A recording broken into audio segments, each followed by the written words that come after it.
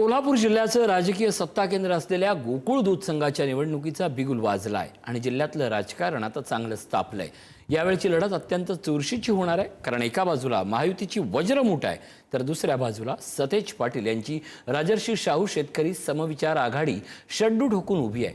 गोकुळवर सत्ता राखण्यासाठी नेत्यांनी कशी कंबर कसली आहे पाहूयात हा सविस्तर रिपोर्ट।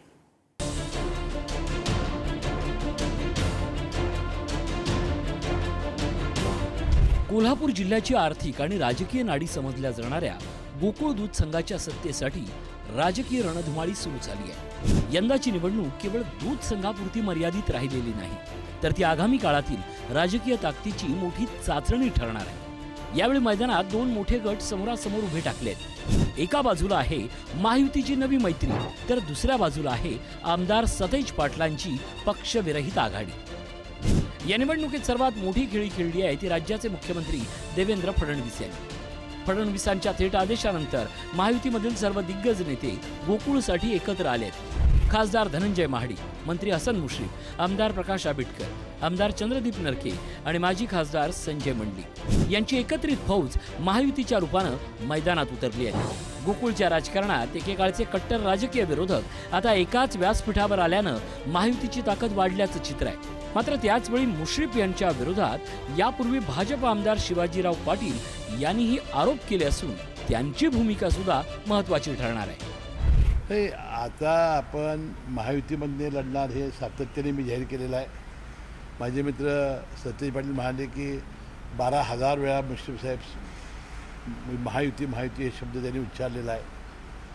आता पहिला टप्पा आहे की आपापली मतदार यादी, आपापले लोक हे चांगल्या पद्धतीनं कसं ठराव होतील हे पाहणं आमचं ठरलेलं आहे की गोकुळची निवडणूक लढवणं, जिंकणं आणि महायुतीचा चेअरमन करणं हे फायनल आहे। नाही, हसन मुश्रीफ साहेब म्हणतात महायुती म्हणून, तर महायुतीचा त्यांनी साहेबांनी कुठलाही नियम आणि अटीशर्ती पाळलेल्या नाही आहेत। भाजप मुक्त राष्ट्रवादी आणि काँग्रेस साहेबांनी पुढाकार घेतला। भाजप सोडून तिकडे प्रत्येक ठिकाणी त्यांनी आघाडी केली। भाजप कसा संपेल या विचाराने त्यांनी एकदम सिस्टमॅटिक काम केलं आहे। आणि एवढंच सांगेन की माझं मत वैयक्तिक, मी मुश्रीफ साहेबांसोबत कधीच जाऊ शकत नाही आणि मुश्रीफ मुक्त गोकुळ असाच मी सांगेन, एवढंच सांगू इच्छितो। पण या महायुतीच्या बलाढ्य शक्तीला टक्कर देण्यासाठी सतेज पाटील यांनी ही तगडी रणनीती आखली आहे।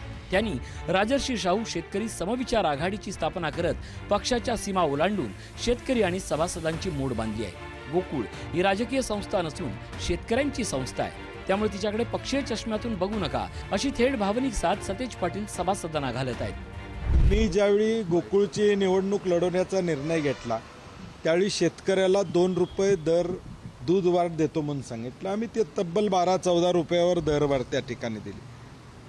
कोट्यावधी रुपये त्या ठिकाणी वाचवायचं काम गेल्या 5 वर्षामध्ये केलेलं आहे। त्यामुळे आता पुढं देखील या गोकुळमध्ये शेतकरी भिमुख कारभार करण्याची आमची भूमिका असणार आहे। शेवटी आता ते महायुती म्हणून लढणार म्हणून त्यांनी जाहीर केलेलं। आता मी समविचारी जे माझ्याबरोबर येतील, कोणी येतील, जे येतील त्यांना घेऊन लढायचा निर्णय आमचा पक्का आहे। गेल्या 5 वर्षात गोकुळचं राजकीय समीकरण पूर्णपणे बदललंय। एका बाजूला महायुतीकडे तगडी संघटनात्मक ताकद आणि दिग्गज नेत्यांची फौज आहे, तर दुसऱ्या बाजूला सतेज पाटील यांच्याकडे गेल्या 5 वर्षातील कारभाराचा अनुभव आणि शेतकरी हिताचा भावनिक अजेंडा आहे।